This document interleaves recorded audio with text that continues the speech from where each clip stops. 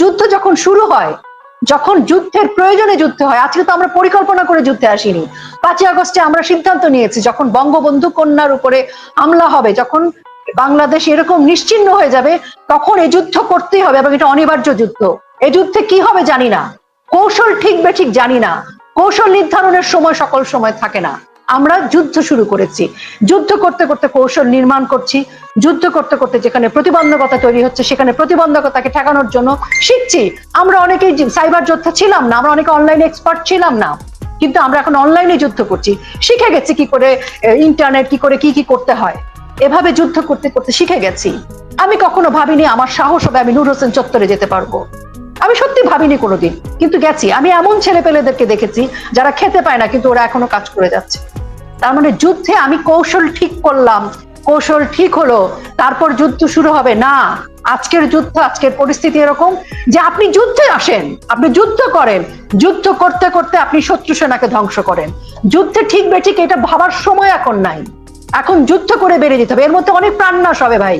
1971 সালে 9.5 মাসে 30 লাখ শহীদ হয়েছেন। আমরা কতজন শহীদ হয়েছি? 1 লাখ এখনো হয়নি শহীদ।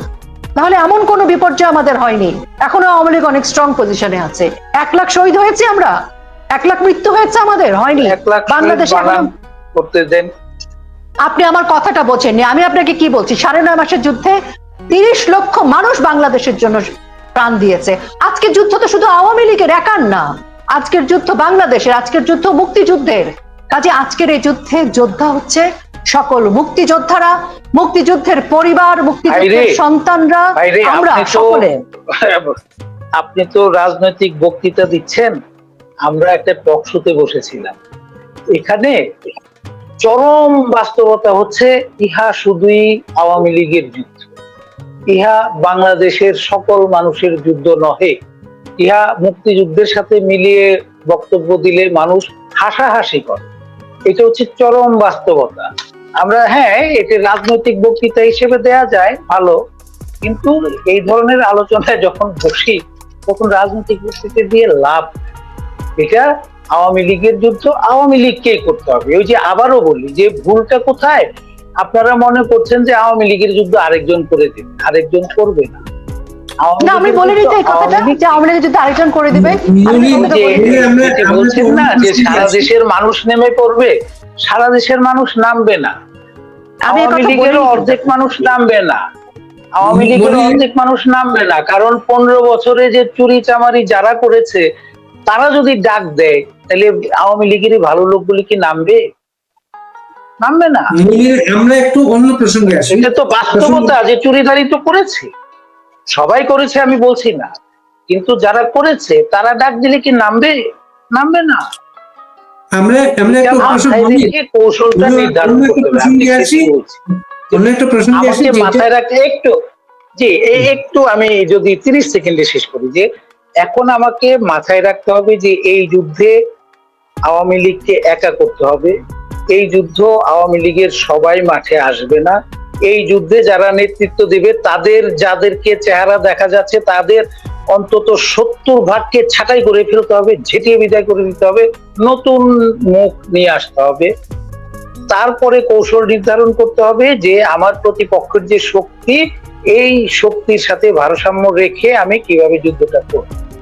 এইসব কৌশলে যদি আসেন তাহলে হয়তোবা কিছু হবে, তা না হলে এই দেশের ভবিষ্যৎ অন্ধকার, যে অন্ধকারই থাকে, সেই আওয়ামী লীগ সেই বিএনপি ওই অন্ধকারই থাকে।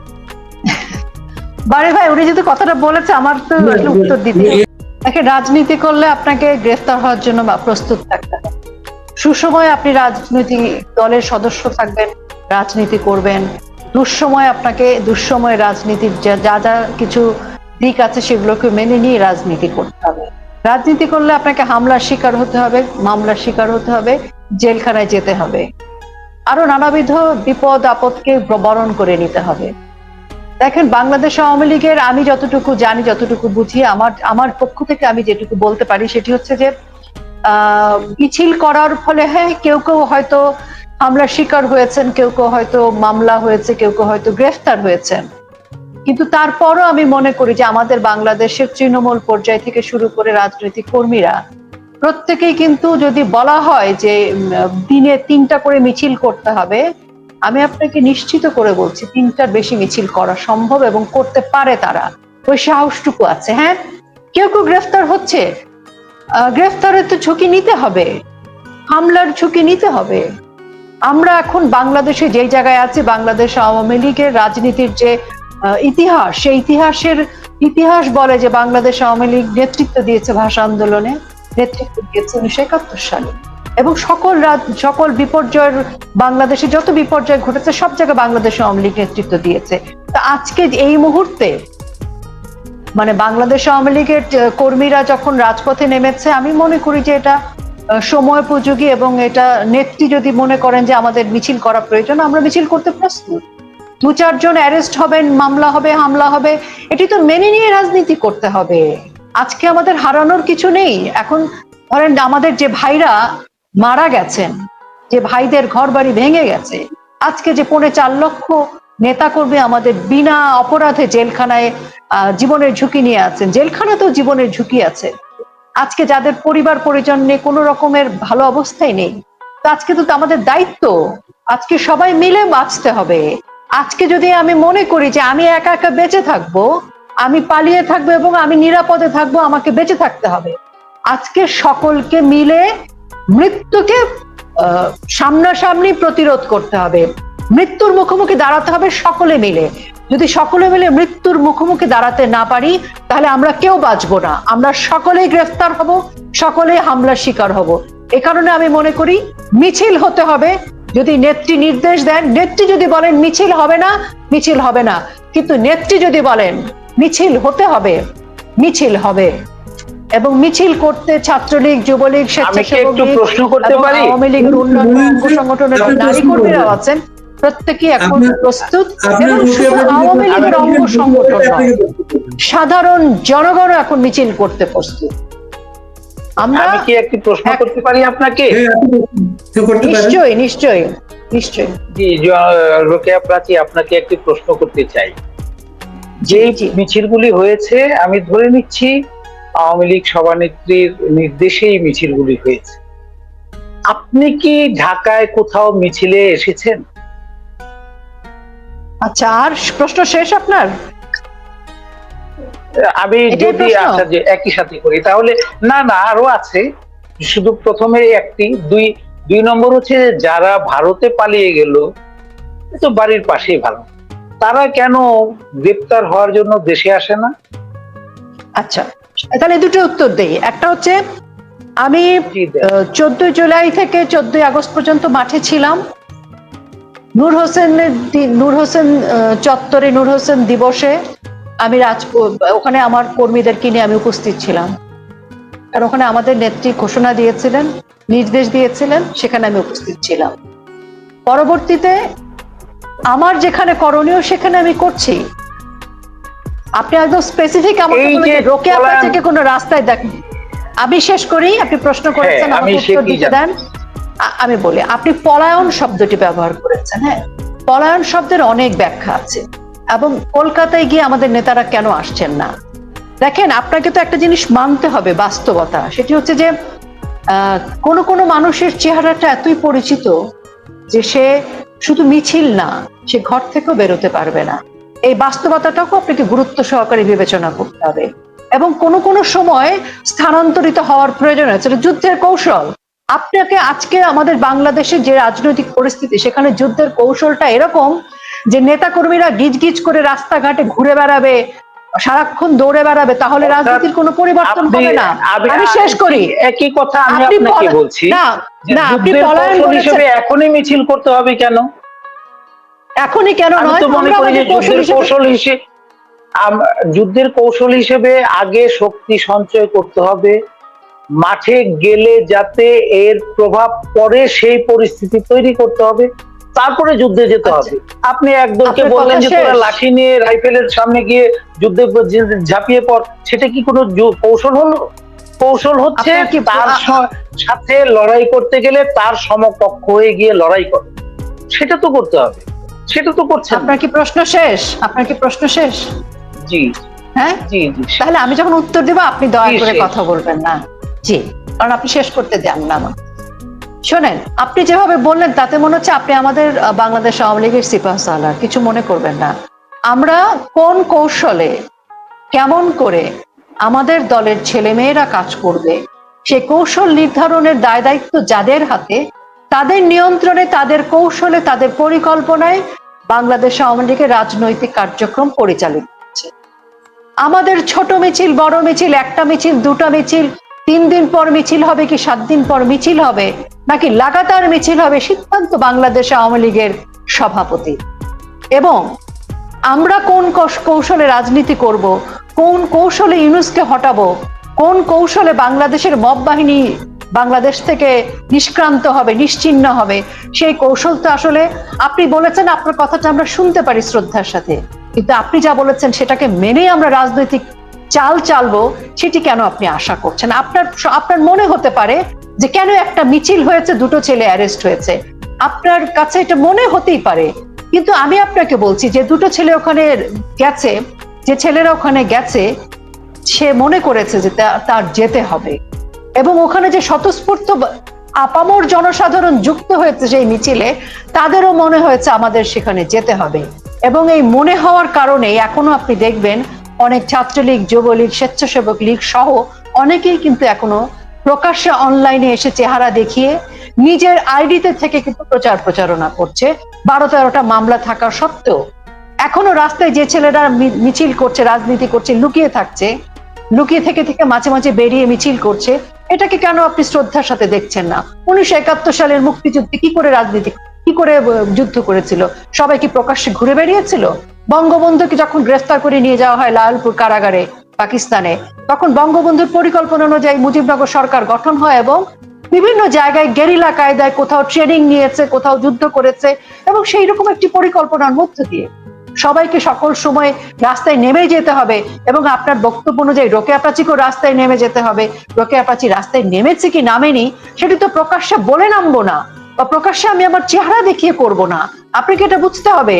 এবং রণাঙ্গনের কৌশল আমরা কিভাবে নির্ধারণ করছি, বা আমরা, আপনি আরেকটা কথা বলেছেন যে নামলে একবারেই নামতে হবে। ভাই, একবারে নামার অর্থটা কি? ওরা একবারে ঢাকা এসে দখল করেছিল, গণভবন থেকে শুরু করে সব জায়গায় গিজগিজ করেছিল লোকজন। এটা রাজনীতি নয়। বাংলাদেশ আওয়ামী লীগ একটি রাজনৈতিক দল, এবং রাজনৈতিক দলের রাজনীতিটা হচ্ছে কৌশল। রাজনৈতিক দল কখনো রাস্তা দখল করবার জন্য রাজনীতি করে না। রাজনৈতিক দল কখনো কাউকে চেয়ার থেকে টেনে হিচড়ে নামায় না। যমুনা ঘেরাও করে হবে না রাজনীতি। বাংলাদেশ আওয়ামী লীগের যে রাজনৈতিক ঐতিহ্য, ইতিহাস, সে যমুনা ঘেরাও করবে না, সে কোনো ভাঙচুর করবে না, সে কাউকে টেনে হিচড়ে নামাবে না, সে গান পাউডার ব্যবহার করবে না, এবং লাগাতার 5 লক্ষ লোক দিয়ে পুরো ঢাকা শহর ঘেরাও করে ফেলবে না। রাজনৈতিক কৌশলে বাংলাদেশ আওয়ামী লীগ রাজনীতি করছে, করবে, এবং সেটা সময়ের সাথে যখন সময় হবে তখনই আমরা নামবো। আপনার কাছে ক্ষমা চাইছি যে 80-র দশকে আমরাও আওয়ামী লীগের ডাকে রাস্তায় আসতাম, মিছিল টিছিল করতাম। এখন মনে হচ্ছে যে আপনার কথা অনুযায়ী আমরা ভুলই করেছি ওই জায়গায় গিয়ে, কারণ না, তখন প্রেক্ষাপট ভিন্ন ছিল না আমাদের। যে ঠিক আমি সেটাই বলছি আর কি, যে আমাদের কথা তো আর শোনার দরকার নেই, আপনাদের কথাই কৌশল চালাবেন, করবেন, চালাবেন। আমাদের কথা নয়, আমাদের সভাপতির কথা। না, ঠিকই আছে, চালান, আপনারাই চালান, আওয়ামী লীগকে নামান, করে যান, চালিয়ে যান, আমরা দেখি। শোনেন, আপনার এই কথার সাথে আমি শ্রদ্ধা রেখে বলছি, আমার বাবা শ্রমিক লীগের প্রেসিডেন্ট ছিলেন মিরপুরে 75 সালের সময়। তো তখন আমার মনে আছে, আমি তখন খুবই ছোট, তখন দেখতাম যে আমাদের বাসায় লুকিয়ে থাকতো যুবলীগের ছেলেরা, ছাত্রলীগের ছেলেরা, মেয়েরা, এবং ওই মাঝে মাঝে বেরোতো, এবং মাঝরাতে আমি দেখতাম যে আমার বাবা সহ 3-4 জন হয়তো দৌড়ে বেরোতো, কারণ কোন একটা গলিতে হয়তো কোন একজন যুবলীগের ছেলেকে খুর মেরে ভুঁড়ি দুভাগ করে ফেলেছে, এরকম আর কি। তখন তো খুর মারতো আর হকি স্টিক দিয়ে বাড়ি দিত, তো ওই ছেলেটাকে টেনে হিচড়ে নিয়ে আসা হতো আমাদের বাড়িতে। এরকম লুকিয়ে 75 সাল থেকে প্রায় 81 সাল পর্যন্ত টানার সময় কিন্তু এটা চলেছে। আমার বাবাকেও খুর মেরে রাস্তায় ফেলে গেছে, রিক্সাওয়ালা ওনাকে নিয়ে বাড়ি বাড়ি ঘুরেছে। তো ওই রাজনীতির সময় তো আবার এরশাদ বিরোধী যখন আন্দোলন হয়েছে, তখন আমি এরশাদ বিরোধী মুভমেন্টের সময় আমি নিজে আন্দোলন করেছি। এক একটা সময় রাজনৈতিক প্রেক্ষাপট ভিন্ন থাকে। 80-র দশকে বা তারও আগে যারা ছাত্র নেতা ছিলেন আপনারা বা যারা কাজ করেছেন, তখনকার প্রেক্ষাপট একরকম, আজকের প্রেক্ষাপট আরেক রকম। এসব বিরোধী যখন আমরা স্বৈরাচার বিরোধী আন্দোলন হয়েছে তখন আমরা টিএসসির মধ্যে লুকিয়েছিলাম, টিএসসির পেছনে একটা রাস্তা দেয়াল ছিল, সে দেয়াল দিয়ে আমরা টপকে তখন পালিয়ে যেতাম, অত উঁচু দেয়াল। এখন তো সে উঁচু দেয়াল পার হতে পারবো না, তখন এত কম বয়স ছিল যে দেয়াল উঁচু পার হতে পেরেছি। তো ওই সময় রাজনীতির প্রেক্ষাপট তো ভিন্ন। আমরা যখন রংপুরে গেছে আমাদের মঞ্চ থেকে নামিয়ে আমাদেরকেও মারধর করেছে, কিন্তু সেই সময় আর আজকের সময় তো এক না, আজকের প্রেক্ষাপট ভিন্ন। একদম আমরা বাংলা আপনার শেষ বাক্যটা থেকেই আমি বলি, আবার ব্যক্তিগত মতামত বলি। আমি তো আর দলের মতামত বা এগুলি বলবো না, আমার ব্যক্তিগত মতামতটা বলি। এই যে শেষ বাক্যটা বললেন যে আজকের প্রেক্ষাপট আর আগের প্রেক্ষাপট এক না, আমার মনে হচ্ছে আওয়ামী লীগ যেভাবে চলছে, যেভাবে চালাচ্ছে, সেটা হচ্ছে আরো পুরনো প্রেক্ষাপটে চলছে। মনে হয় যে ওই 60-এর দশকের আওয়ামী লীগ, এখনকার আওয়ামী লীগের কার্যক্রম দেখে মনে হচ্ছে 60-এর দশকের, 70 দশকের, ওই যে যেটি 75-এর কথা বললেন, ওই সময়ের প্রেক্ষাপটকে মাথায় রেখে আওয়ামী লীগ কাজ করছে।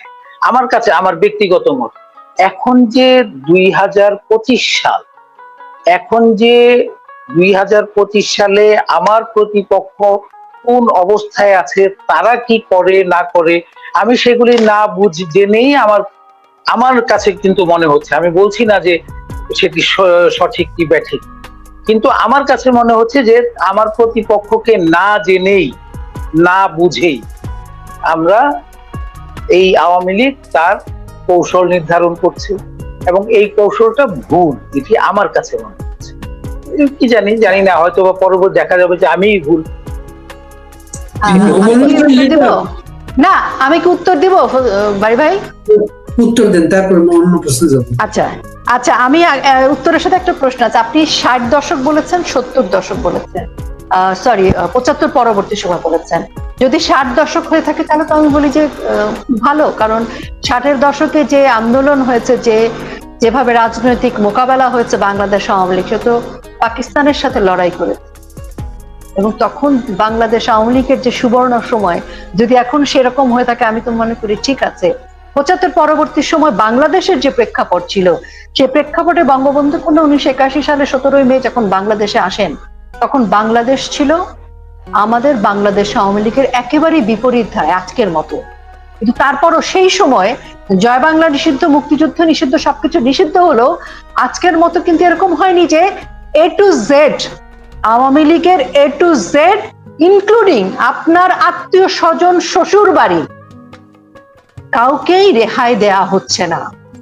মানে তখন কি ছিল, একজন নেতাকে আক্রান্ত করা হয়েছে, তখন কিন্তু আমাদের বাড়ি, এই কথাটি বলছি যে ওই সময় এই সময়ের মধ্যে তফাৎটা বুঝতে হবে। যদি 60 হয়ে থাকে, আমি বলছি যে যদি 60-এর দশক হয়ে থাকে তাহলে তো ভীষণ 60-এর দশকে এই ভীষণ ভালো নয়, কারণ 60-এর দশকে এই অঞ্চলে আমার প্রতিপক্ষ ছিল ছোট।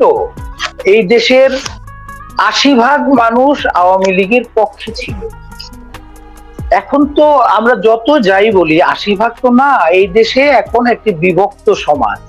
এই জায়গায় হয়তো আওয়ামী লীগের সমর্থক 35%, আরো তো 65% মানুষ আছে যারা আওয়ামী লীগের সমর্থক না। সুতরাং এখনকার বাস্তবতায় কৌশল তৈরি করতে হবে এখনকার মতো। আমি আমার ব্যক্তিগত মত আবারও বলছি, আমার কাছে মনে হচ্ছে যে এখন, আমি শুধু আমার মতামতটা বললাম। আপনার মতামতের প্রতি আমি শ্রদ্ধা প্রদর্শন করে বলছি যে আপনি বললেন তো 35% আওয়ামী লীগ, কিন্তু আমার কাছে মনে হয় যে ভোটের বিবেচনায় এর আগের নির্বাচনে যে আওয়ামী লীগের যে শতাংশ হিসাব, সেই হিসাব থেকে আজকে আপনাকে বেরিয়ে দেখতে হবে, আজকে কিন্তু আওয়ামী লীগ আর সেই জায়গায় নেই। আর আপনার মনে হচ্ছে যে আওয়ামী লীগ কোনো কৌশল নেয়নি, বা যে হতাশার কণ্ঠ আপনার, হতাশার সুর আপনার কণ্ঠে, বা না কৌশল নেয়নি বলিনি, আমি বলছি যে কৌশলটা আমার কাছে ভুল মনে হচ্ছে। কৌশল তো নিয়েছে, এই তো কৌশলগুলো দেখছি আমি, ঠিক আছে, আপনার কাছে ভুল মনে হচ্ছে, এবং আপনার সেই ভুল মনে হয়ে আপনার কাছে এক ধরনের হতাশা তৈরি হয়েছে, কারণ আপনি আওয়ামী লীগকে ভালোবাসেন, আপনি মুক্তিযুদ্ধের সপক্ষের একজন, আপনি, আপনার শ্রম আছে, আপনার এই দলে আপনার সময় আছে, ত্যাগ তিতিক্ষা আছে, আপনি সেই ভালোবাসার জায়গা থেকে সেই আওয়ামী লীগ আবার আগের স্বমহিমায় ফিরে আসুক, আপনি কিন্তু সেই জায়গায় থেকেই কথাটা বলেছেন। আমি আপনার প্রত্যেকটা কথা কিন্তু শ্রদ্ধার সাথে পজিটিভলি গ্রহণ করেছি, কিন্তু আমি আপনাকে পাশাপাশি এই কথাটা এত উচ্চকিত কণ্ঠে বলছি এই কারণে যে আমি ধরেন গত 1 বছর মানে 14 জুলাই, যেখানে প্রথম আমি 14 জুলাই ধানমন্ডি 32 ফুল দিতে গিয়েছিলাম একটা আমাদের টেলিপ্যাবের অর্গানাইজেশন, তো সেদিনের বাংলাদেশ থেকে আজকে পর্যন্ত আমি মানে রাজপথে বা কাজ করে যাচ্ছি বাংলাদেশের এই পরিবর্তনটার সাথে। তো সেখানে আমার মনে হয়েছে যে হ্যাঁ, হতাশ ছিলাম, হতাশার কত জায়গা তো বটেই। যখন বাংলাদেশের মুক্তিযোদ্ধাদের নিশ্চিহ্ন করে দিচ্ছে তখন তো হতাশার কথা। বঙ্গবন্ধুর মতো অবিসংবাদিত একজন নেতাকে যখন তারা নিশ্চিহ্ন করে দিতে চায় তখন অবশ্যই হতাশ হয়েছি, তখন ভয় পেয়েছি সত্যি। যখন ধানমন্ডি 32 ঘুরিয়ে দিয়েছে প্রথমবার, তখন ভয় হয়েছে, রাগ হয়েছে, চলে গিয়েছিলাম, কারোর দিকে তাকাইনি। তারপর যখন ঘুরিয়ে দিয়েছে তখন আমাকে ওরা বলেছে যে মানে আমাকে বলছে তুমি ঘর থেকে বের হবা না, এবং সত্যি মনে হচ্ছে যে বের হয়ে যায় যে আমি বের হব না, আমি কৌশল করব, আমি যুদ্ধটা যতদিন প্রয়োজন হয় আমি যুদ্ধটা করব, এবং এই যুদ্ধ যদি হেরেও যাই মনে করি আমি যুদ্ধটা করব এই কারণে, এবং অন্যকেও আমি বলবো যে যে যুদ্ধ করে সে সফল হবে কিনা এটা তার বিষয় না, সে একটা পথ তৈরি করে, ওই পথ দিয়ে কিন্তু আরেকজন হাঁটতে শুরু করবে। আজকে এই যে আমরা কথা বলছি, আজকে সারা বিশ্বের বাঙালি আমাদেরকে দেখছে, আওয়ামী লীগের ভাইরা আমাদেরকে দেখছে, আওয়ামী লীগের পরিবার আমাদেরকে দেখছে, এবং সেই পরিবারের মানুষটি দেখছে যার সন্তান সে হয়তো ভোরবেলা উঠে গত কিছুদিন আগেই দেখেছে লাশ হয়ে পড়ে আছে তার সন্তান। আজকে সেই মানুষটাকে আমাদের এই বার্তাটা দিতে হবে যে আপনার সন্তানের হত্যার বিচার বাংলাদেশ আওয়ামী লীগ করবে, এবং বাংলাদেশ আওয়ামী লীগ তীরে দাঁড়াবে বাংলাদেশের প্রয়োজনে। আমাদের কৌশল ভুল কি শুদ্ধ সেটা পরবর্তী সময় বিচার করবে, কিন্তু আজকে আমাদের বার্তাটা হচ্ছে আজকে আমাদের কৌশল নিয়ে আমরা আজকে যুদ্ধে যাব। যখন 1971 সালে সবাই যুদ্ধে গিয়েছিল তখন সবাই জানতো না 16 ডিসেম্বর বিজয় আসবে, তখন সবাই জানতো না এই মুজিবনগর সরকার গঠনটাই সর্বশ্রেষ্ঠ প্রক্রিয়া ছিল, তখন কেউ জানতো না কলকাতায় বাংলাদেশ সরকারের যে অফিস হয়েছিল তখন সবাই জানতো না যে এই অফিসটা হওয়াটাই ইতিহাসের সর্বশ্রেষ্ঠ সিদ্ধান্ত, স্বাধীন বাংলা বেতার কেন্দ্র গঠন করাটাই তখন সর্বশ্রেষ্ঠ কৌশল। এগুলো ইতিহাস আজকে আমরা বলতে পারছি এই কৌশলটা ভালো, এই কৌশলটা ভালো, কিন্তু যুদ্ধ যখন শুরু হয়, যখন যুদ্ধের প্রয়োজনে যুদ্ধ হয়, আজকে তো আমরা পরিকল্পনা করে যুদ্ধে আসিনি। 5ই আগস্টে আমরা সিদ্ধান্ত নিয়েছি যখন বঙ্গবন্ধু কন্যার উপরে হামলা হবে, যখন বাংলাদেশ এরকম নিশ্চিহ্ন হয়ে যাবে, তখন এই যুদ্ধ করতেই হবে, এবং এটা অনিবার্য যুদ্ধ। এই যুদ্ধে কি হবে জানি না, কৌশল ঠিক বেঠিক জানি না, কৌশল নির্ধারণের সময় সকল সময় থাকে না। আমরা যুদ্ধ শুরু করেছি, যুদ্ধ করতে করতে কৌশল নির্মাণ করছি, যুদ্ধ করতে করতে যেখানে প্রতিবন্ধকতা তৈরি হচ্ছে সেখানে প্রতিবন্ধকতাকে ঠেকানোর জন্য শিখছি। আমরা অনেকেই সাইবার যোদ্ধা ছিলাম না, আমরা অনেকে অনলাইনে এক্সপার্ট ছিলাম না, কিন্তু আমরা এখন অনলাইনে যুদ্ধ করছি, শিখে গেছি কি করে ইন্টারনেট কি করে কি করতে হয়, এভাবে যুদ্ধ করতে করতে শিখে গেছি। আমি কখনো ভাবিনি আমার সাহস হবে আমি নূর হোসেন চত্বরে যেতে পারবো, আমি সত্যি ভাবিনি কোনোদিন, কিন্তু গেছি। আমি এমন ছেলে পেলেদেরকে দেখেছি যারা খেতে পায় না কিন্তু ওরা এখনো কাজ করে যাচ্ছে। তার মানে যুদ্ধে আমি কৌশল ঠিক করলাম, কৌশল ঠিক হলো, তারপর যুদ্ধ শুরু হবে না। আজকের যুদ্ধ, আজকের পরিস্থিতি এরকম যে আপনি যুদ্ধে আসেন, আপনি যুদ্ধ করেন, যুদ্ধ করতে করতে আপনি শত্রু সেনাকে ধ্বংস করেন। যুদ্ধে ঠিক বেঠিক এটা ভাবার সময় এখন নাই, এখন যুদ্ধ করে বেরিয়ে যেতে হবে। এর মধ্যে অনেক প্রাণনাশ হবে ভাই। 1971 সালে 9.5 মাসে 30 লাখ শহীদ হয়েছেন। আমরা কতজন শহীদ হয়েছি? 1 লাখ এখনো হয়নি শহীদ। তাহলে এমন কোন বিপর্যয় আমাদের হয়নি, এখনো আওয়ামী লীগ অনেক স্ট্রং পজিশনে আছে।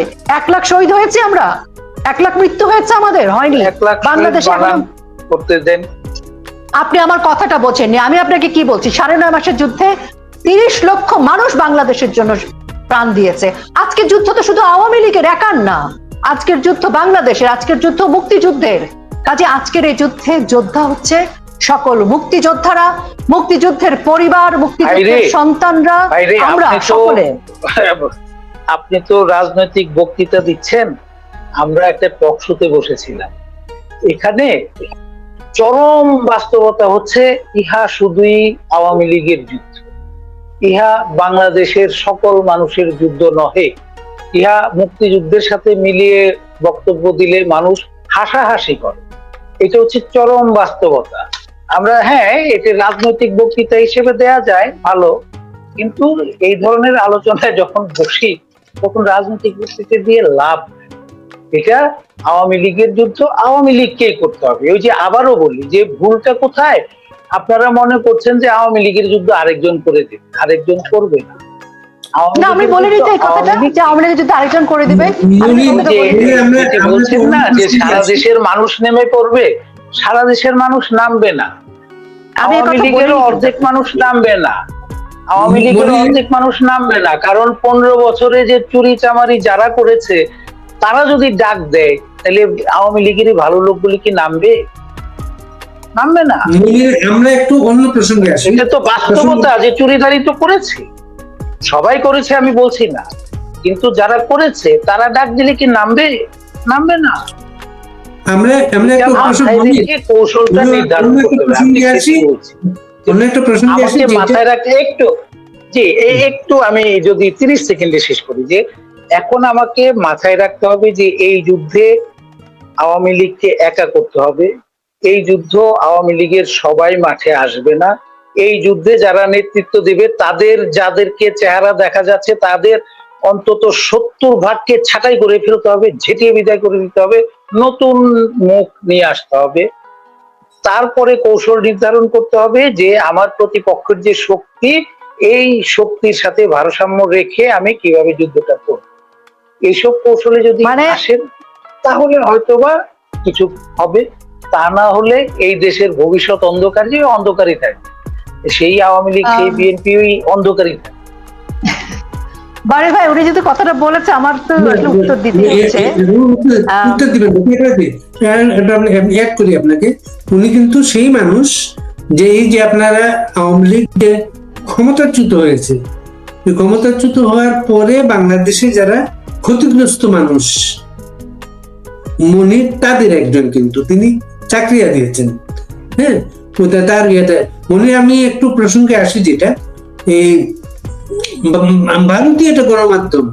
ভারতীয় গণমাধ্যম নিউজ করেছে, এটা বড়কে আপনাকে উত্তর দেবেন।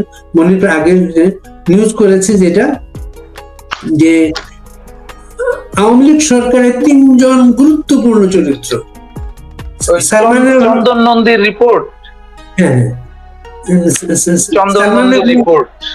সালমানুর রহমান, তারপরে আনিসুল হক, আরাফাত হোসেন, এই 3 জন ডিপ স্টেটে। হাস্যকর মনে হয়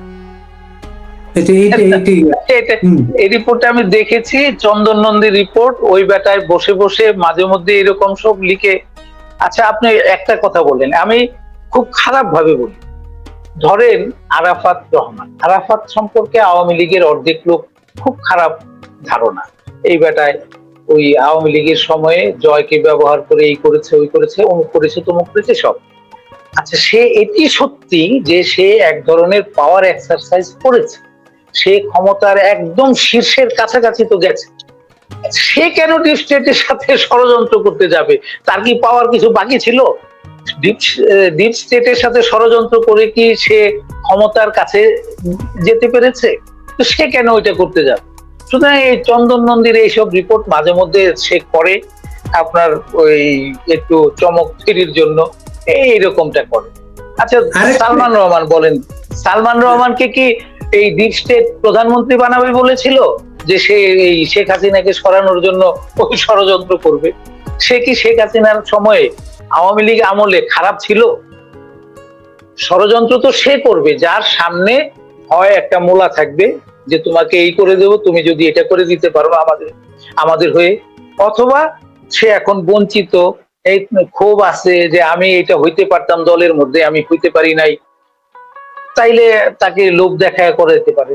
সালমান রহমানের কি কোন রকমের প্রাপ্তির কোনো ঘাটতি ছিল আওয়ামী লীগ আমলে? সে যে ওই ষড়যন্ত্রে যাবে, এগুলি হাস্যকর কথাবার্তা। ডিপ স্টেট ভিতরে বিএনপি মহাসচিব ওই নিউজটাকে ব্যবহার করেছেন, যেটা যেখানে শেখ হাসিনার বিরুদ্ধে এত অভিযোগ, শেখ হাসিনা পুরো দেশটাকে লুটপাট করে নিয়ে গেছেন, সেই শেখ হাসিনা এসএলএম গ্রুপের টাকা নিয়ে বাংলাদেশে ইলেকশন ঠেকানোর জন্য কাজ করছেন। মানে ওরা কি স্বীকার করবে এর মাধ্যমে যে শেখ হাসিনা আসলে কোনো দুর্নীতি করে না, তার হাতে কোনো টাকা নেই? আমি বুঝলাম না এটা কি বলেছে মির্জা ফখরুল যে এসালামের টাকা দিয়ে? ওই রিপোর্টটা হচ্ছে এসালাম গ্রুপ থেকে 2,500 কোটি টাকা নিয়েছেন শেখ হাসিনা বাংলাদেশে নির্বাচনকে ভণ্ডুল করার জন্য, যেটা বিএনপি এখনকার নির্বাচন ভণ্ডুল করার জন্য। বিএনপি মহাসচিব আমি জানি না রাজনৈতিক বক্তৃতা বা মাঠের রাজনৈতিক বক্তৃতাকে আলোচনার মধ্যে টেনে আনার অর্থ খুঁজে পাইনি আমি এই কারণে, মাঠে একটি দলের রাজনৈতিক নেতা তার দলের কর্মীদেরকে খুশি রাখার জন্য নানান কথা বলতে পারে। আচ্ছা, যদি এখন ইলেকশন না হয় আওয়ামী লীগ কি লাভবান হবে? আওয়ামী লীগ শেখ হাসিনাই হোক XYZ যেই হোক টাকা নিয়ে ইলেকশন ঠেকিয়ে দিল, ইলেকশন হলো না, তাতে কি আওয়ামী লীগের লাভ হবে? আপনাদের কি মনে হয়? বরং ইলেকশনটা হলে একটি নির্বাচিত সরকার এলে ওই সরকারের উপর যেই চাপটা তৈরি করা যায় এই ধরনের অনির্বাচিত সরকারের উপর ওই রকমের চাপ তৈরি করা যায়, কারণ এই অনির্বাচিত সরকারের পেছনে বাইরের যেসব শক্তি, এই শক্তি ওই শক্তি নানান শক্তি কাজ করে। নির্বাচিত সরকারের শক্তি একটাই, ওই ওদের দলটা, তাই তো? ওই সরকারের উপর বরং তুলনামূলকভাবে বেশি চাপ তৈরি করা যায়। সুতরাং যত তাড়াতাড়ি নির্বাচন হবে আওয়ামী লীগের জন্য ততটা ভালো হবে। হ্যাঁ, আপনি বলতে পারেন যে বিএনপি এসে কি আওয়ামী লীগের লোকজনকে রেহাই দেবে? রেহাই দেবে না, তাদেরকে আরো বেশি মামলা দেবে। কিন্তু এটিও ঠিক, এই দুইটি দলেরই খুব দুর্ভাগ্যজনক ভাবে এই দুইটি দলেরই একটি চরিত্র এক, সেটি হচ্ছে যে দুইটি দলেরই উচ্চ পর্যায়ের অধিকাংশ নেতা হচ্ছে দুর্নীতিবাজ। টাকা খেয়ে দেখবেন যে বিএনপি ক্ষমতায় আসার সাথে সাথে আওয়ামী লীগের যেসব নেতা জেলে আছে এদের অধিকাংশ মুক্তি পাবে। কিভাবে জানেন? ওই বিএনপির অমুককে টাকা দেবে, এরপরে জেল থেকে পিপি সাহেব জিপি সাহেব তার আর জামিনের বিরোধিতা করবে না, এরকম চলবে, তো অর্ধেক মুক্তি পাবে। আওয়ামী লীগ বিএনপি যদি ক্ষমতায় আসে, রাজনৈতিক সরকার ক্ষমতায় আসলে যে লোকটা এখন ব্যবসা করতে পারতেছে না সে ওই আওয়ামী লীগের ওই এলাকার নেতাকে কিছু টাকা পয়সা দিবে যে ভাই, যেটা নাকি অতীতে বিএনপির কিছু লোক করেছে, আওয়ামী লীগের লোককে টাকা দিচ্ছে, ভাই আমার ব্যবসাটা কোন রকমে করতে দাও। ঠিক একই কাজ হবে যে আওয়ামী লীগের লোকটা তখন কিছু টাকা একজনকে দিয়ে সে ব্যবসাটা করতে পারবে। এখন তো সে কাকে টাকা দিবে? আর্মিকে টাকা দিবে, পুলিশকে টাকা দিবে, এনসিপি কে টাকা দিবে, জামাতকে টাকা দিবে, না বিএনপি কে টাকা দিবে?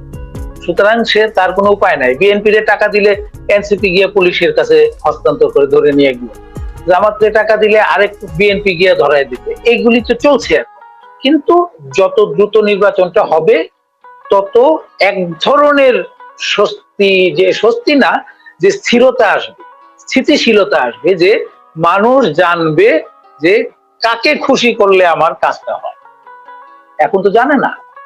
সুতরাং আওয়ামী লীগ টাকা খরচ করে নির্বাচনকে ভণ্ডুল করার চেষ্টা করিতেছে, এটি একটি অলীক কথা। এক, আচ্ছা, নির্বাচন ভণ্ডুল করে সামরিক শাসন আনা, যদি সামরিক শাসন আপনি নিয়ে আসেন, অতীতে সামরিক শাসনের সময় আওয়ামী লীগ সুবিধা ভোগ করেছে, আপনি তাইলে এটা স্বীকার করতে হবে। আপনি কি এটা স্বীকার করেন? আপনি কি বলতে চান যে অতীতে সামরিক শাসন হলেই আওয়ামী লীগ লাভবান হতো? হতো না। এক। দুই নম্বর হচ্ছে যে আগামীতে যদি সামরিক শাসন আসে, সেই সামরিক শাসনের সময় আওয়ামী লীগই লাভবান হবে, সেটাই বা ভাবছেন কিভাবে? কিন্তু জানেন না সেই সামরিক সরকারটা আসলে কার লাভ হবে কার লোকসান হবে সেটা তো পরের বিষয়। আমি একটু আগেই বললাম যে সামরিক বাহিনীর অবস্থাটা কি, সবচেয়ে বেশি লাভবান হবে জামাত ইসলাম এখন যদি সামরিক সরকার হয়। আওয়ামী লীগ কি তাহলে জামাতের কাছে ক্ষমতা দিতে চায় ইলেকশন ঠেকায়া? যেটা নাকি আজকে বিএনপি অভিযোগ করতেছে, তারেক রহমান সাহেব অভিযোগ করতেছে নির্বাচন নিয়ে একটা দল ষড়যন্ত্র করতেছে, কিন্তু জামাতকে ইঙ্গিত করতেছে জামাতের নানান দাবির কারণে। তো এখন আওয়ামী লীগ কি জামাতের কাছে ক্ষমতা দিতে চায় বলে আপনার মনে হয়? নিশ্চয়ই না। এটা তো অন্তত বিশ্বাস করি না। শেখ হাসিনা ধরেন পাগল হয়ে গেছে, পাগল হয়েও কি উনি জামাতের কাছে ক্ষমতায় যাক সেটি চাইবেন? এতটা কি পাগল হবেন উনি? রাষ্ট্রপতিকে তো এর আগে আমরা অপসারণের কথাও শুনেছিলাম। ওই যে বললেন না যে নানান সময় নানান প্রশ্ন উঠে, এরকম প্রশ্নের মধ্যে তো এমনও প্রশ্ন ছিল যে এই এখনই নাকি রাষ্ট্রপতিকে অপসারণ করা হচ্ছে, এরকম কথাও তো আগে হয়েছে। সুতরাং রাষ্ট্রপতিকে তো এক ধরনের অপাঙ্ক্তেয় করেই রেখেছে এই অন্তর্বর্তী সরকার। আপনি কেন আশা করেন যে রাষ্ট্রপতির সাথে গিয়ে দেখা করবেন? এটা একটু বেশি বাড়াবাড়ি রকমের প্রত্যাশা হয়ে গেল না আপনাদের কাছে? আপনাদের অন্তত আমার কাছে মনে হয় যে যেই সরকারটি এই রাষ্ট্রপতির নিয়োগদাতা সরকারকে অপসারণ করেছে, যারা অপসারণ করে ক্ষমতায় এসেছে, যেই সরকারটি রাষ্ট্রপতিকে অপসারণ করতে পারছে না নানান আইনি জটিলতার কারণে, সে গিয়ে রাষ্ট্রপতির সাথে দেখা করবে, এই প্রত্যাশা করাটা একটু বাড়াবাড়ি রকমের। যে ইউনূস সাহেব সুরসুর করে প্রত্যেকবার বিদেশে যাবেন আর এসেই বঙ্গভবনে গিয়ে ওনার সাথে দেখা করে আসবেন, এটা আশা করাটা হচ্ছে এক ধরনের বোকামি। আমি প্রথমেই বলেছি এটি একটি অস্বাভাবিক সরকার, এটি আইন দ্বারা গঠিত সরকার নয়। আপনি যেই কথাটি বলেছেন সেটি হচ্ছে স্বাভাবিক সময়ের কথা, সেটি হচ্ছে আইনের কথা, যে সরকার প্রধান যখন বাইরে যায়, বিদেশে যান, ওনারা দেশে ফিরে এসে রাষ্ট্রপ্রধানকে সেটি অবহিত করে। এটি তো সেই স্বাভাবিক সময় নয়, এটি তো সেই স্বাভাবিক সরকার নয়। তারা কেন দেখা করতে যাবে? সুতরাং দেখা করতে যায় নাই বলে দুনিয়া উল্টে গেল তা নয়। দুনিয়া তো উল্টে আগেই দিয়েছেন তারা, দুনিয়া উল্টিয়েই তো ওনারা এসে বসেছেন। মনির আরেকটা কথা বলেছেন যে সেনা প্রধান উপদেষ্টার অধীনে নয়। না না না, প্রধান উপদেষ্টা না, উপদেষ্টা, আইন উপদেষ্টা। আপনি যেটি বলছেন যে আইন উপদেষ্টা বলেছেন, জানা নেই ওনার। আমি বলেছি প্রধান বিচারপতি আইন উপদেষ্টার অধীনে নন। এমনকি প্রধান বিচারপতি প্রধান উপদেষ্টারও অধীনে নন। প্রধান বিচারপতি একমাত্র রাষ্ট্রপতির অধীনে। সুতরাং ওনারা প্রধান বিচারপতি কি করবেন সেটি আইন উপদেষ্টা তো অনেক দূরের কথা। উনি প্রধান উপদেষ্টাকেও যদি না জানান, তবু আইনেও তো তাকে কেউ চ্যালেঞ্জ করতে পারবে, কারণ তিনি প্রধান উপদেষ্টার নিয়োগ করা নন, উনি রাষ্ট্রপতির হাতে নিয়োগকৃত এবং রাষ্ট্রপতির অধীনস্থ। এর আগে মার্কিন ভারপ্রাপ্ত রাষ্ট্রদূত চার্জ অ্যাফেয়ার্স উনি যে প্রধান বিচারপতির সাথে দেখা করেন, ওই সাক্ষাৎটি কোনো জানা গিয়েছিল? এই যে প্রশ্নগুলি আপনি করছিলেন এর আগে, এটিও একটি প্রশ্ন যে আচ্ছা ধরুন প্রধান মার্কিন রাষ্ট্রদূতটা কয়েকদিন আগে, এখন যে সেনা প্রধান দেখা করল, এটি কেন দেখা করল? এক হতে পারে সেনাবাহিনীর কোনো আইনগত বিষয় আছে, যে সেনাবাহিনীর কোনো কিছু আইনি ব্যাখ্যার দরকার, উনি সেটি জানতে গেছেন। দুই, রাষ্ট্রীয় কোনো বিষয়ের আইনগত ব্যাখ্যার দরকার, ধরেন এখন রাষ্ট্রপতি পরিবর্তন করা হবে, কথার কথা, কারণ আমরা তো জানি না রাষ্ট্রপতি পরিবর্তন করা হলে কিভাবে নতুন রাষ্ট্রপতি নিয়োগ হবে, সেটি জানার দরকার আছে, এটি জানতে যেতে পারেন। তিন, এই সরকারটি সরিয়ে দিয়ে নতুন আরেকটি সরকার বসাতে চায় এই সেনাবাহিনী, কথা, তো সেটি আইনগত ভাবে কিভাবে বৈধতা দেয়া যায়, আইনগত ভাবে এর কোনো ফাঁকফোকর খুঁজে পাওয়া যায় কিনা, সেটি জানতে যেতে পারেন। চার, এই যে সেনাবাহিনী এখন মাঠে যে কাজ করছে, তারা যদি কাজ না করে, তাহলে সেনাবাহিনীর দিক সরকার এবং সেনাবাহিনীর মধ্যে যে সম্পর্কের দূরত্ব তৈরি হবে, সেই দূরত্বের জন্য কোনো আইনগত ঝামেলা হবে কিনা, সেটি জানতে চাইতে পারেন প্রধান বিচারপতির সাথে গিয়ে। ঠিক একইভাবে এই যে কি কি করতে জানার জন্য যেতে পারেন, ঠিক একইভাবে মার্কিন রাষ্ট্রদূত এই জিনিসগুলিও জানতে চাওয়ার জন্য প্রধান বিচারপতির কাছে যেতে পারে। কিন্তু এইগুলির মধ্যে যে 3-4 করে অনেকগুলি বললাম, এর মধ্যে কোনটি জানার জন্য গিয়েছেন আমরা জানি। আবার এমনও হতে পারে তারা হয়তো, আমি জানি না, তারা হয়তো দুঃসম্পর্কের আত্মীয়, দেখা করতে গিয়েছেন, বেড়াতে গিয়েছেন তার বাসায়, সেটিও হতে পারে। একমাত্র প্রধান বিচারপতি এবং সেনাবাহিনী প্রধান, তাদের দিক থেকেই এটি বক্তব্য আকারে আসতে পারে বা ব্যাখ্যা আকারে জানা যেতে পারে যে কেন উনি গেছেন, সেখানে কি জানতে গিয়েছিলেন, অথবা শুধুই মাত্রই ওনার সাথে একবেলা নাস্তা করতে গিয়েছিলেন কিনা, সেটি এই দুইজনের ছাড়া অন্য কারো কাছ থেকে আমরা প্রকাশ্য বা আনুষ্ঠানিকভাবে জানার কোনো সুযোগ নেই। আমাদেরকে ধারণা করে নিতে হবে। তো ধারণাটা এভাবে মেলানো যায় যে যেহেতু কথাবার্তা হচ্ছিল যে একটু 111-এর মতো আবার সরকার আসা, নতুন কোন সরকার যদি আসে সেটি এলে কিভাবে আসতে পারে, সেটির আইনগত ভিত্তি কি হবে। আপনি আরেকটি জিনিস খেয়াল রাখবেন যে কিছুদিন আগে তত্ত্বাবধায়ক সরকারের যে রায়, আপিল বিভাগের পেন্ডিং, যেটি কয়েকদিন আগে শুনানি হলো, সেই চূড়ান্ত রায়টি কিন্তু দেয়নি আপিল বিভাগ। রিভিউ যে রায়, তারা আরো একটু হিয়ারিং নিতে চান, আরো একটু বুঝতে চান। প্রধান বিচারপতি এটি বলেছেন যে তারা টেকসই একটি ব্যবস্থা চান, সাময়িক কোন ব্যবস্থার বদলে টেকসই একটি ব্যবস্থা যাতে হয়, প্রধান বিচারপতি এটি বলেছে। অর্থাৎ আমাদের আইন অঙ্গন থেকে বলা হয়েছে যে তত্ত্বাবধায়ক সরকারের ব্যবস্থাটাকে আরো টেকসই করতে হবে। এখন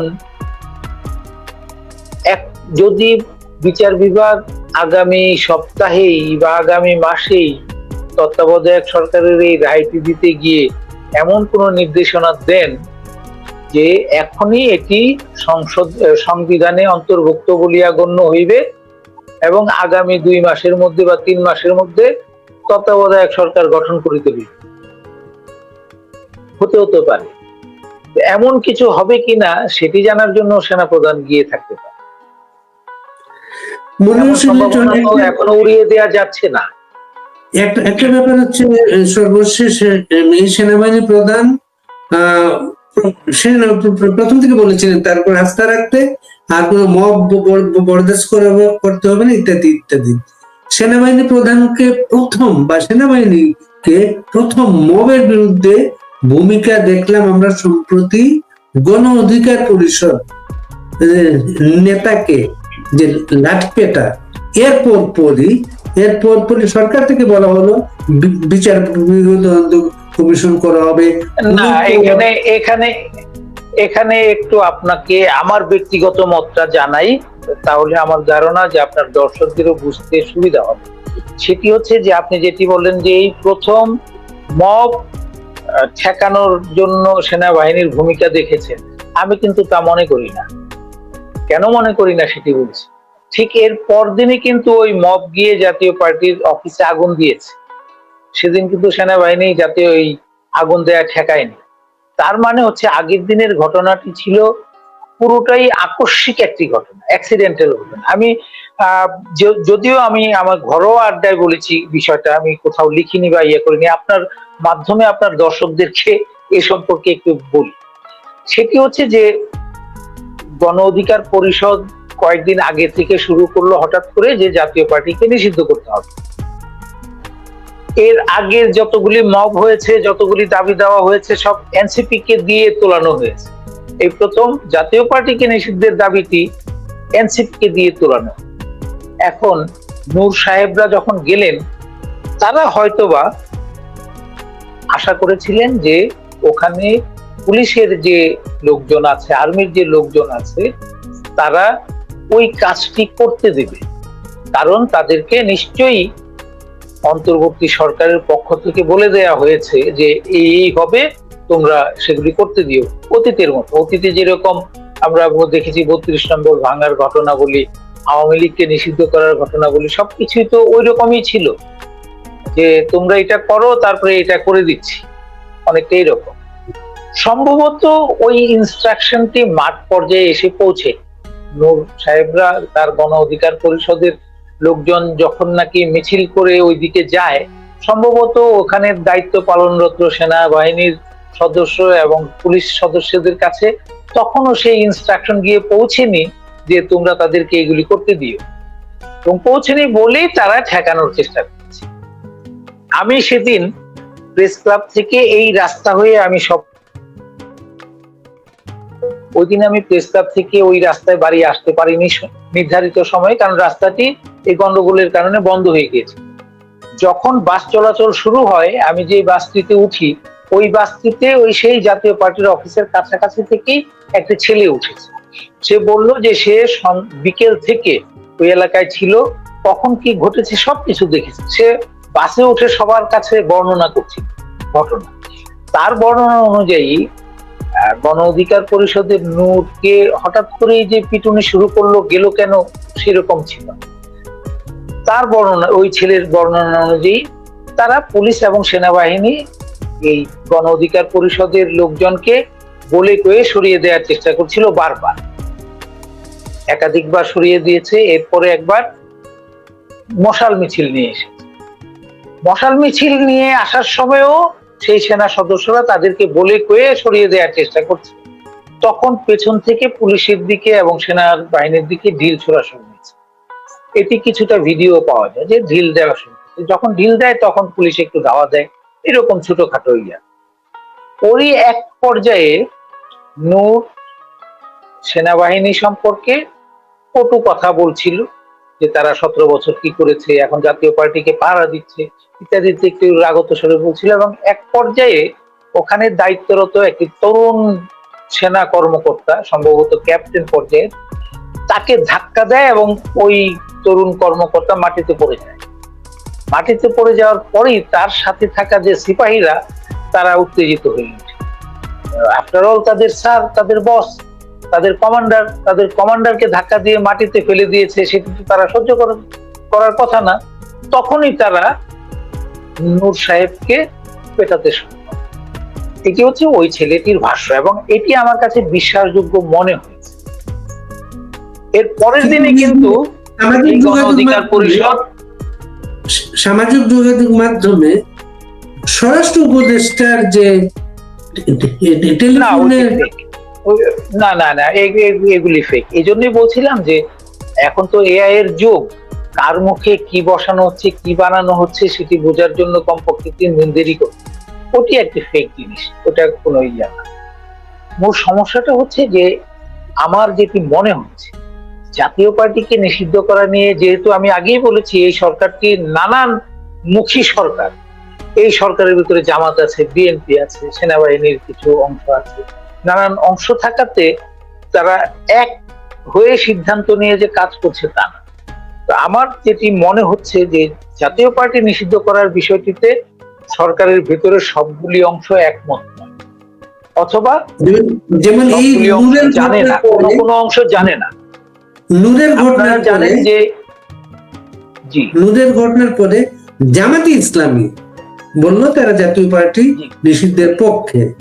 আগে পাঠানো হতো এনসিপি-কে, এবার কি জামাতে ইসলামী এবং এনসিপি এই দুটি অংশই এই জামাতে ইসলামীকে নিষিদ্ধের পক্ষে বলে এসেছে। প্রধান উপদেষ্টার সাথে বৈঠকে তারা জাতীয় পার্টিকে নিষিদ্ধের জন্য বলে এসেছে, জাতীয় পার্টিকে নিষিদ্ধ করতে হবে, এনসিপি বলে এসেছে, জামাতে ইসলামী বলে এসেছে। তারা জাতীয় পার্টিকে নিষিদ্ধ দেখতে চায়, এটি বলে এসেছে। তো আগেই বলেছি যে এই সরকারের ভিতরে তো তাদের অংশ আছে। এখন হয়তো তারা ওই সিদ্ধান্তটি নিয়েছে সরকারের ভিতরে, কিন্তু সরকারের ভিতরে যে অন্য অংশগুলি, বিএনপির অংশ, সেনাবাহিনীর অংশ, আমেরিকান অংশ, তারা হয়তো সেটি চায় না, অথবা তাদের সাথে এরা আলাপ না করেই গণ অধিকার পরিষদকে নামিয়ে দিয়েছে, এমনকি হতে পারে। এই যে তাদের মধ্যে সমন্বয়হীনতা, ভালো কাজ বলি খারাপ কাজ বলি, কোনো কাজে সমন্বয় নেই।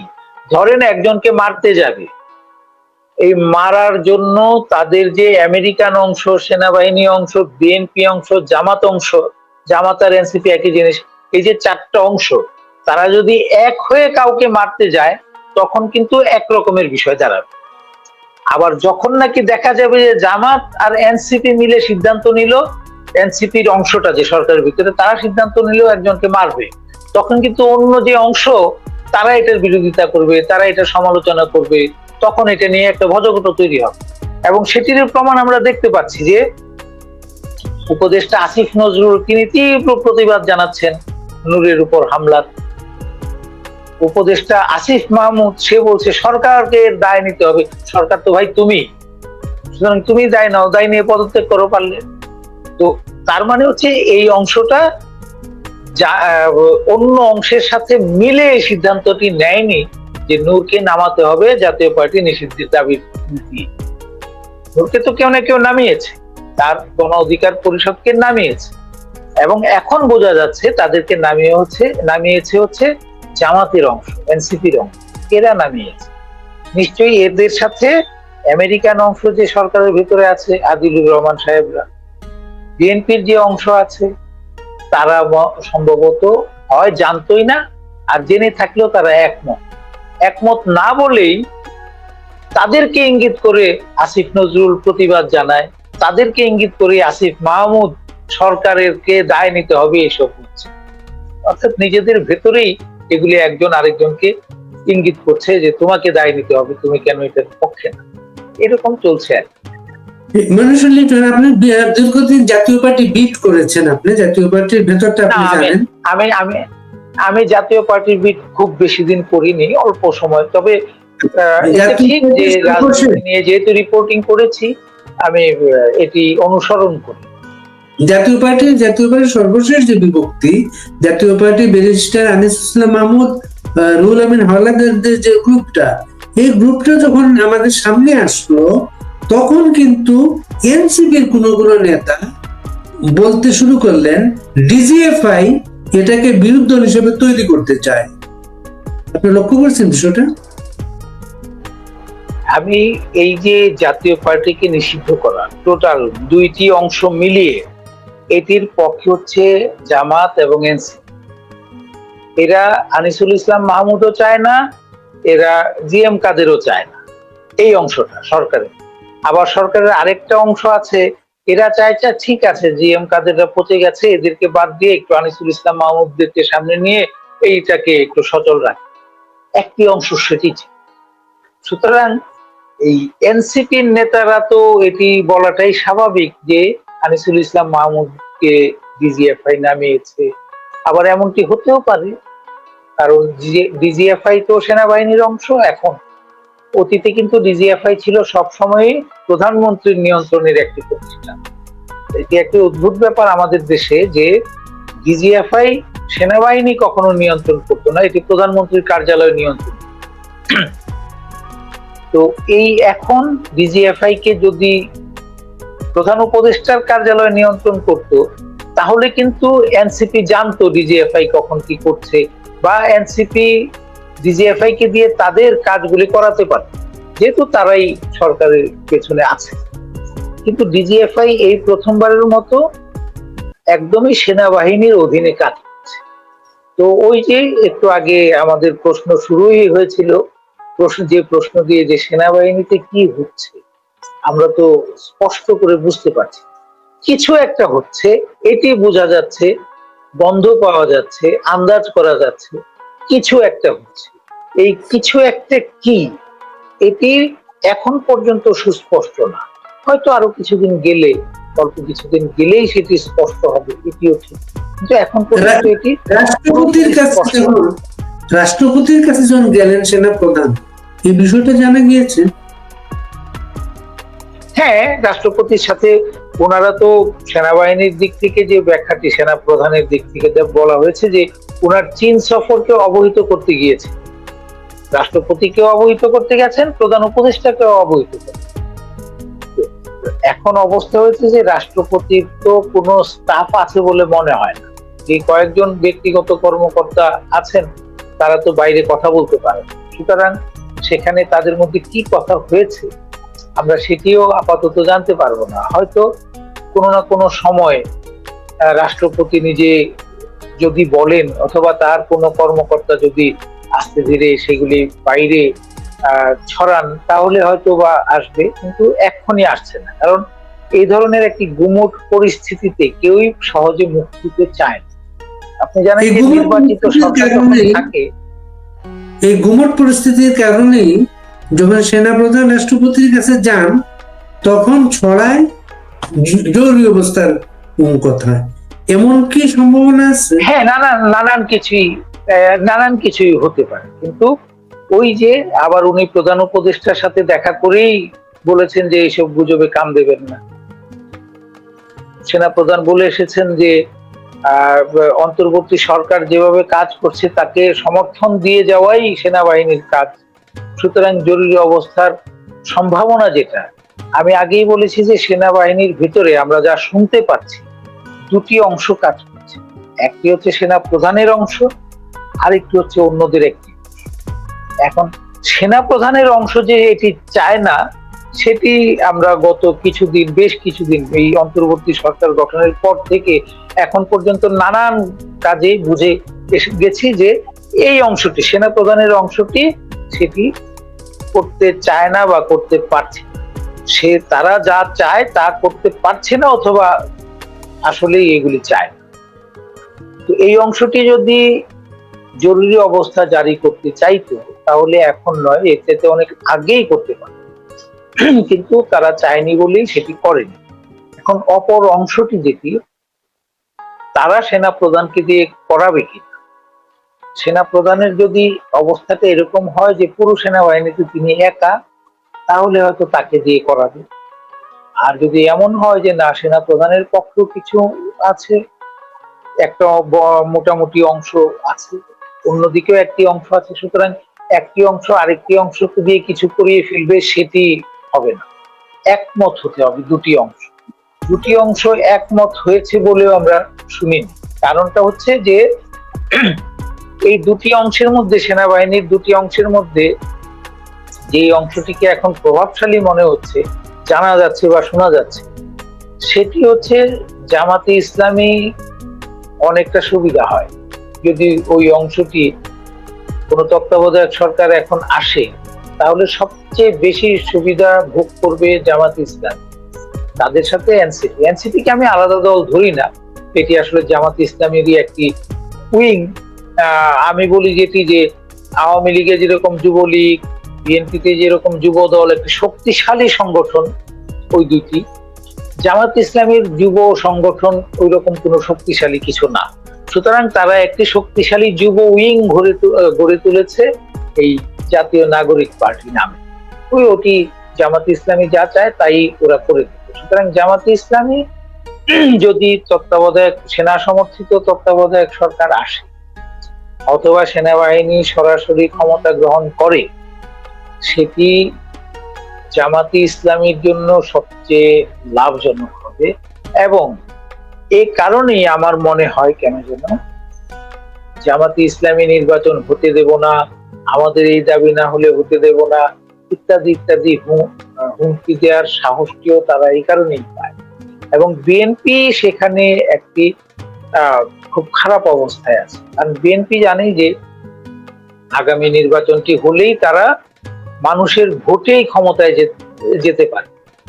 এর জন্য তো অনেক সময় তারা অপেক্ষা করেছে, আচ্ছা ফেব্রুয়ারি পর্যন্ত না হয় অপেক্ষা করে, কিন্তু হঠাৎ করে যদি ওই রকম কোন সরকার এসে যায়, সেনা সমর্থিত তত্ত্বাবধায়ক সরকার, আরো তো 2 বছর ইলেকশন নাও দিতে পারে, তার মানে বিএনপি কে আরো 2 বছর ক্ষমতার বাইরে থাকে। এবং তখন ওই সরকারটি, যে এখনকার যে অন্তর্বর্তী সরকার, বেসামরিক অন্তর্বর্তী সরকার, তারা যতটা বিএনপি কে গুরুত্ব দিচ্ছে, সেনা সমর্থিত তত্ত্বাবধায়ক সরকার তো বিএনপি কে সেই গুরুত্ব নাও দিতে পারে। এমনকি আমরা যে অতীতে শুনেছি -2 এর মধ্যে তো -1 একজন হয়েই গেছে, এখন আরেকজনকে মাইনাস করলে তো -2টাও হয়ে যায়, তেমনও তো করতে পারে আগামীতে যে সরকার আসবে।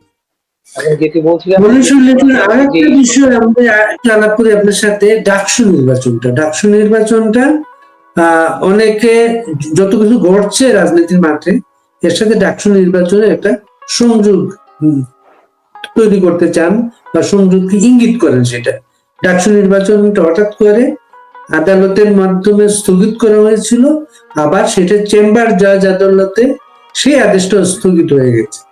ডাকসু নির্বাচন নিয়ে আপনারা কি খবর পাচ্ছেন? ডাকসু নির্বাচনটা স্থগিত হওয়া এবং স্থগিতাদেশ স্থগিত হওয়া, এটা প্রথম দিকে হঠাৎ করে মনে হচ্ছিল যে জাতীয় রাজনীতির সাথে এর কোনো মিল হয়তো বা আছে, কিন্তু যতটুকু পরবর্তীতে খবর নিয়ে জানতে পেরেছি, অন্তত আমি জেনেছি, সেটি হচ্ছে যে জাতীয় রাজনীতির সাথে এর কোনো যোগাযোগ নেই। এটি পুরোটাই একজনের যে রিট যে করেছিল, তার রিটের আবেদনের মধ্যে কোনো ভুল ছিল এবং এই আবেদনের ভুলের উপর যে বিচারপতি, হাইকোর্ট বিভাগের বিচারপতি স্থগিতাদেশ দিয়েছিলেন, সেটি আমি আইনের ছাত্র নই এবং আমরা জানি না যে এটি ভুল না শুদ্ধ। বিচারপতিরা যে রায় দেন অবশ্যই সব সঠিক, কিন্তু স্বাভাবিকভাবে যেটি মনে হয়, একটি মেয়ে, একটি প্যানেলের একটি মেয়ে, সে মুক্তিযুদ্ধ ও জুলাই চেতনা সম্পর্কিত একটি পদ তৈরি করেছে এবার ডাকসু, ঢাকা ইউনিভার্সিটি কর্তৃপক্ষ, ওইটার পদের সে প্রার্থী একটি প্যানেলের। ওই প্যানেলটি হচ্ছে সিপিবি সমর্থিত ছাত্র ইউনিয়ন ও আরো কয়েকটি বাম দলের যে জোট, তাদের প্যানেল। এখানে অদ্ভুত বিষয়টি হচ্ছে যে আমি আপনাকে বলেছি সিপিবি সমর্থিত ছাত্র ইউনিয়ন। এটার কারণটি হচ্ছে ঢাকা বিশ্ববিদ্যালয়ে বর্তমানে ছাত্র ইউনিয়নের দুটি কমিটি কাজ করে। একটির সাথে সিপিবি যে তাদের অনুমোদন রয়েছে, আরেকটি কমিটির সাথে এই সিপিবির যোগাযোগ নেই, বা সিপিবির সিদ্ধান্তের বাইরে গিয়ে তারা আরেকটি কমিটি করেছে। তো তাদের প্যানেলও দুটি। তো যেই প্যানেলের যেই প্রার্থী রিটটি করেছে, তার অভিযোগ হচ্ছে ছাত্র শিবির সমর্থিত প্যানেলের জিএস সম্পর্কে, তার প্রার্থিতা সম্পর্কে, তাকে বেআইনি ভাবে প্রার্থী হওয়ার সুযোগ দেওয়া হয়েছে। এখন আপনার কাছে আমি অভিযোগ করেছি যে মিস্টার এক্স কে বেআইনি ভাবে প্রার্থী হওয়ার সুযোগ দিয়েছে। আপনি বিচারক হিসেবে মিস্টার এক্স এর প্রার্থিতা স্থগিত রাখতে পারেন, যেটি জাতীয় নির্বাচনে আমরা প্রায়ই দেখি যে একজনের মনোনয়নপত্র যখন বাতিল হয়, সেটি তিনি আদালতে যান, আদালতে গেলে তার প্রার্থিতা হয় ফিরিয়ে দেয় নতুবা বাতিলই রাখে। আবার অনেক সময় বিভিন্ন কর্তৃপক্ষ আদালতে গিয়ে বলে যে অমুকের মনোনয়নপত্র গ্রহণ করেছে, সেটি অবৈধ, তখন আদালত বলতে পারে যে না, অমুকের প্রার্থিতা, মনোনয়নপত্র অবৈধ। ওইটার জন্য পুরো এলাকার নির্বাচন কিন্তু বন্ধ বা স্থগিত করা হয় না, কারণ আবেদনটি করা হয় একজন প্রার্থী সম্পর্কে। ঠিক একইভাবে ডাকসুতেও একজন প্রার্থীর সম্পর্কে আবেদনটি, রিট আবেদন করা হয়েছে। তো হাইকোর্ট সেক্ষেত্রে ওই একজন প্রার্থীর প্রার্থিতার উপর স্থগিতাদেশ দিতে পারে, কিন্তু পুরো নির্বাচনকে স্থগিতাদেশের মাধ্যমে বন্ধ করে দেয়া, তখনই ওই সন্দেহগুলি এসেছে এর সাথে কি জাতীয় রাজনীতির কোনো যোগাযোগ আছে কিনা। এরপরে কি তাহলে আদালতের মাধ্যমে জাতীয় নির্বাচন স্থগিত করে দেওয়া হবে, এরকমের প্রশ্ন এসেছে ওই কারণে। কিন্তু পরবর্তীতে জানা গেল যে এটি আসলেই জাতীয় রাজনীতির সাথে না, বরং ওই প্যানেলের যিনি রিট করেছেন তার ধারণা ছিল যে এই রিটের মাধ্যমে তিনি ইলেকশনে একটি বাড়তি সুবিধা পাবেন, সেটি হচ্ছে যে উনি মনোযোগ আকর্ষণ করতে পেরেছেন ভোটারদের, ভোটাররা তার দিকে, তাকে চিনতে পারছে, উনি একজন ক্যান্ডিডেট, এখন তো তার নাম বললেই সকল ভোটার চিনবে। সুতরাং তার উদ্দেশ্য ছিল মনোযোগ আকর্ষণ করা, তার উদ্দেশ্য ছিল তাদের প্যানেলের দিকে মনোযোগ আকর্ষণ করা, তার উদ্দেশ্য ছিল সাধারণ ভোটার, যারা সাধারণ শিক্ষার্থী, তাদেরকে জানানো যে ওই প্যানেলটা হচ্ছে এই ধরনের শিবিরের ছেলেপেলে দিয়ে গঠিত, যারা অতীতে ছাত্রলীগের ভিতরে ছিল, ছাত্রলীগের হয়ে নানান অপকর্ম করেছে, এখন ছাত্র শিবিরে আবার তারা মূল দলে আত্মপ্রকাশ করেছে, যেটি আমরা প্রায় ট্রোল করে বলি যে লুঙ্গির তলা থেকে বের হয়েছে। সেটি হচ্ছে বিষয় যে তাদের প্যানেলের দিকে মনোযোগ কেড়ে নেওয়ার জন্য একটি চেষ্টা ছিল। এটি পরে অন্তত আমি যে কয়েকজনের সাথে আলাপ করেছি এবং যেভাবে বুঝেছি, এটি হচ্ছে মূলত সেই ঘটনা। এর সাথে জাতীয় রাজনীতি আসলেই মিল নেই, জাতীয় রাজনীতির কোনো সংযোগ নেই। জাতীয় রাজনীতি নিয়ে ওই যে শুরুতেই যে প্রশ্ন করেছেন যে নানান রকমের প্রশ্ন, নানান রকমের গুজব, সেগুলিই চলছে, সেগুলি এই ডাকসুর চাইতেও বড় আকারে এই গুজবগুলি চলছে। সেই প্রশ্নগুলি উত্তর মানুষ খুঁজছে যে কি হতে যাচ্ছে, কি হবে। এই প্রশ্নগুলি এখনো সেটেলড না, এখনো কেউ বলতে পারবে না যে সেনাপ্রধান বলেছেন যে গুজবে কান দিবেন না, আর কে সবাই খুব নিশ্চিত হয়ে গেল যে না তাহলে এইরকম কিছু ঘটবে না। এটাও যেরকম নিশ্চয়তা পাওয়া যাচ্ছে না, আবার কিছু ঘটবেই এটারও কোনো আলামত দেখা যাচ্ছে না। সব মিলিয়ে এখনো একটি অনিশ্চিত পরিস্থিতি, অনিশ্চিত পরিবেশ, এবং সামনে কি হবে না হবে এই প্রতিদিন হওয়ার পরে দেখা যাবে যে এরকম জিনিসটা হয়েছে। মনিরুল লিটন, আপনারা ঢাকা থেকে ওই যে ছাত্রলীগের বা আওয়ামী লীগের দুটো বড় মিছিল, একটা গুলিস্তানে, একটা ধানমন্ডি 87, এর প্রভাবটা কি টের পান? এর প্রভাবটা? এর কোনো প্রভাব নেই। আমি খুব দুঃখজনক হলেও সত্যি দুঃখজনক এই কারণে বললাম যে আমার যতটুকু ধারণা আপনার দর্শকদের বেশিরভাগেরই ধারণা হবে, বা বেশিরভাগ দর্শক যেই শ্রেণীর হয়ে থাকার কথা, তারা হয়তো আশা করছিল যে এই আওয়ামী লীগের এই দুইটা ঝুটিকা মিছিলে এই সরকার কেঁপে গেছে, এই সরকারের খবর হয়ে গেছে, এই সরকার কালকেই ক্ষমতা ছেড়ে দেবে, অথবা পরশুদিন শেখ হাসিনা চলে আসবে। অসম্ভব, এরকম কিছুই না।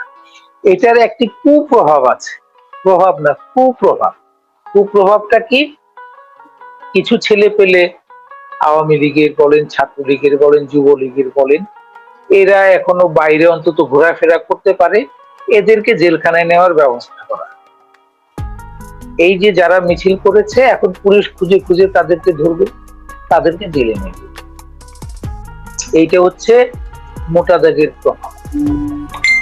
এখন একেবারেই কি কুপ্রভাব? না, নেতিবাচকের ইতিবাচক দিক আছে।